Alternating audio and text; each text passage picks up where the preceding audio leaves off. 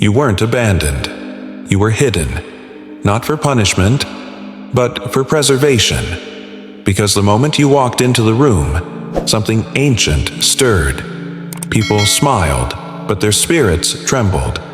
You didn't know it then, but your presence, your very existence, began to uncover things they worked hard to bury. Was it loneliness, or was it light?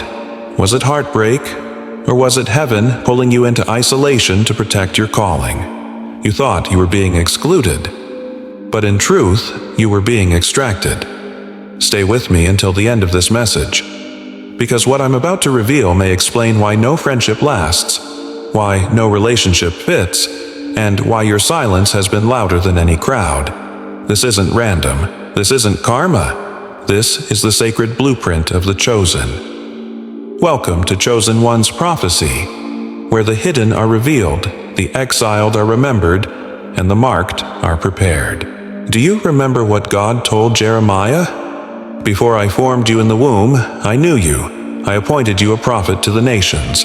Jeremiah 1:5. You weren't sent here to fit in. You were formed to disrupt patterns, and that's exactly why you've been walking alone. Stay, because the signs that are about to unfold may explain your entire life. Marked by the light, the real reason you can't keep friends. You were born under a veil, not of shame, but of secrecy. God covered you in silence, so the world wouldn't steal what heaven was still shaping. You've always felt the shift when you enter a room. The laughter dies down. The energy tightens. It's not in your imagination. It's in your frequency. The light in you confronts what others spend their whole lives trying to conceal. Without speaking, you reveal. Without trying, you awaken. You were marked the moment you were molded. Not everyone can sit in the presence of a burning bush and not turn away. People didn't leave because you were too much. They left because your light made hiding impossible. Just like Joseph's brothers, who couldn't stand the dreams he carried, people will reject what they cannot control. You weren't abandoned. You were preserved. What if the very friendships you cried over losing were severed by the hand of mercy? The ones who walked away weren't meant to survive your ascension. Seasons of silence, heaven's gift of obscurity. Obscurity is not your punishment. It's your preservation. It is the sacred hallway between prophecy and platform. When heaven has chosen you, the silence is intentional. David was anointed in front of his family, but then sent back to the sheep. Why? Because the crown must first fit the character. Chosen ones are hidden, not forgotten. The silence is not God's absence. It's divine surveillance.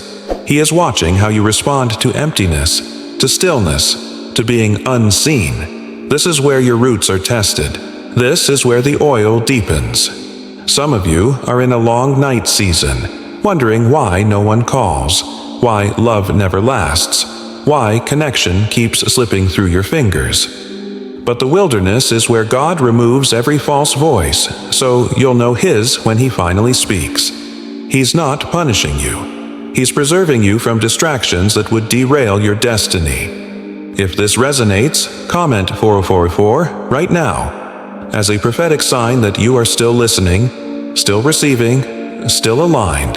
The fire of isolation, purified by rejection. You didn't just lose people. You were stripped. Each departure wasn't just a heartbreak. It was a heavenly surgery. God removed what couldn't carry the weight of your next season. Moses had to leave Egypt before he could deliver Israel. Jesus had to be rejected by his own town before he could reveal his power. Your rejection was a refiner's fire, not because you were flawed, but because you were favored. The friendships that ghosted you were assignments that expired. The relationships that failed were altars built on the wrong covenant. You were not too broken to be loved. You were too holy to be mishandled. He didn't take them from you to hurt you. He removed them so your oil wouldn't leak through cracks of compromise. So now the flame has done its work. You're no longer who you were, but are you ready for who you're becoming? The energy drain. Why you attract but can't attach. You draw people like a flame draws moths because your soul radiates divine frequency. But not all who come to your light come to honor it. Some come to feed. Some come to take. Some come to drain what they can never contain. Chosen ones often feel exhausted, even around those who say they love them. Not because they're weak, but because their energy is being harvested by the wrong hands. Samson gave his secret to Delilah and woke up bald and bound. You've done the same. You've opened your heart to those who smiled, but siphoned. Your spirit is sacred currency. You cannot afford to keep investing in those who leave you spiritually bankrupt. When your soul is expensive, not everyone can afford access. The consequence of settling. What happens when you say yes to the wrong one? Every chosen one has faced this crossroad, companionship or calling. Some settled. They chose comfort over consecration. They lowered their standards just to feel less alone. But what you don't confront in loneliness will confront you in covenant. Delaying your destiny for the illusion of connection has a price. Many have forfeited years of alignment because they yoked themselves to someone who didn't carry the same assignment. Esau traded his birthright for a bowl of stew. Many today trade spiritual legacy for temporary affection. You weren't made for half love. You were made for holy union. Heaven will test your heart by what you're willing to wait for. And if you're not careful, you'll sleep next to Delilah while your purpose bleeds out. Becoming the whole. Before the half, the inner healing that prepares you for real love. Before you are joined, you must be healed. You cannot merge souls when yours is still bleeding. You cannot carry another when you're still haunted by what left you broken. God doesn't just want you loved, He wants you ready. Mary was visited before she was partnered. Her womb had to carry glory before Joseph could enter the story. Your season of solitude is sacred surgery. He's stitching wounds only He can see. He's healing memories no one else understands. You're not waiting on a partner. Heaven is waiting on your wholeness. You will not repeat the same cycles. You will not carry the same pain. The love that's coming is real, but it requires a healed version of you. The commissioning. Your assignment requires isolation, Tertruid. God doesn't launch until He's forged. Before Elijah called down fire, he sat by a dried brook. Before Paul wrote Revelation, he was blinded and alone. Before Jesus began ministry, he wandered the wilderness. You too have been walking the edge of obscurity, not knowing you were being prepared for release. He's been training your ears to hear what crowds would drown out. He's been giving you blueprints too holy for the marketplace. You're not just here to heal. You're here to build. Your life is a divine construction site, and heaven couldn't risk the wrong crew tampering with the foundation. So He cleared the area. He silenced the noise. He made sure only you and Him remained. You weren't isolated. You were instructed. Now the scroll is opening, and your assignment is about to speak. Darkness, confrontation, hell targeted you. Early because of what you carry.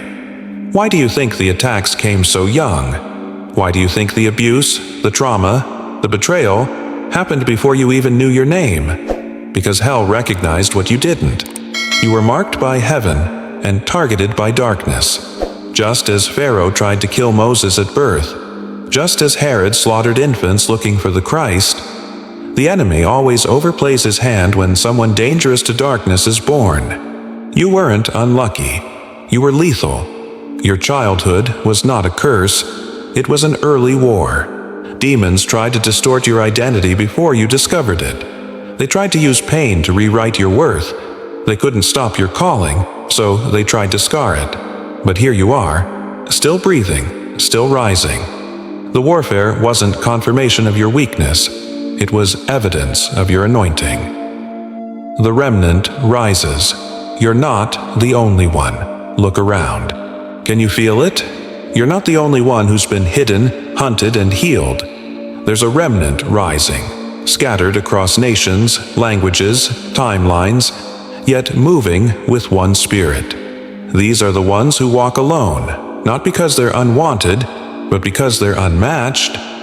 You are part of a divine uprising, a family not built by blood, but by oil. And you're being summoned to remember what you carry, not just for you, but for us. Every time you speak truth, someone else awakens. Every time you share your scars, another finds strength. The isolation was never about separation. It was about preparation for convergence. The remnant is real, and your voice is needed within it. Echo activation. Your voice must now be heard. Everything you've endured, the silence, the betrayal, the loneliness, it was not random. It was divine rehearsal for a sound that will break chains. Your healing has a frequency. Your truth has a vibration. Your obedience has a ripple effect across generations. The scroll is in your hand now, not to keep, but to declare. What God whispered in the wilderness must now be shouted from the mountaintop. You weren't chosen just to survive. You were chosen to echo. You weren't unloved. You were unreachable by anything that would dilute your purpose or distort your path. God did not isolate you to punish you. He isolated you to insulate you from voices that couldn't hold your truth, from hands that couldn't carry your oil. And now, the silence has done its work. The fire has burned away the fragments, and what remains is pure, holy, sent. You are not behind. You are not forgotten. You are not broken. You are a chosen one, set apart, shaped in the shadows, and now standing at the edge of divine release. Heaven did not hide you to protect you from the world. He hid you to protect the world from what wasn't yet ready to receive what you carry. You have been marked. You have been forged. And now you are being sent. If your spirit whispered yes during this message, if something ancient inside you stirred, comment 777 below as your prophetic confirmation. Tell us what part broke you open. What line shook something loose in your soul? Because when one voice rises, others remember. Subscribe to Chosen One's prophecy, not just for content, but for alignment, for community, for calling. You are not alone. You are the next echo.